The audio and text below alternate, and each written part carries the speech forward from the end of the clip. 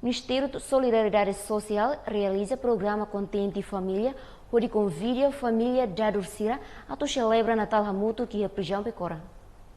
Cerimônia Natal Hamutu que o prisioneiro nebe organiza o Ministério Solidariedade Social ne halau iha prisão pecora quintane. Diretor-geral Ministério Solidariedade Social no Inclusão, Rui Manuel Gago, exposto dehan governo lihusi Ministério Solidariedade Social realiza programa Honarang Contente Família nebe sempre halau karatinang.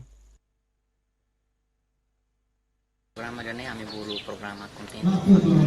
Nebe mai taluri sila família mai hamutu po sila. Festeja Natal hamutu po sila. Programa ni amat sepen halau sila. Halau tinan-tinan. Di berberdua kami halau ya. Suai. Ini bekora ya bang ya.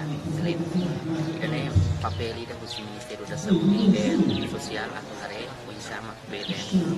Bela acompanha idoso sira banhira pertama ya prisão. Toh terus sira pila paliba hamutu para os reentrega para sira para sira família. Rui dehang ne programa husi Ministério Solidariedade Social atuhare o insa makbele acompanha idoso sira hahu husi sira tama iha prisão to sira bele fila faliba sira nia família. Claudio de Jesus, Estel News.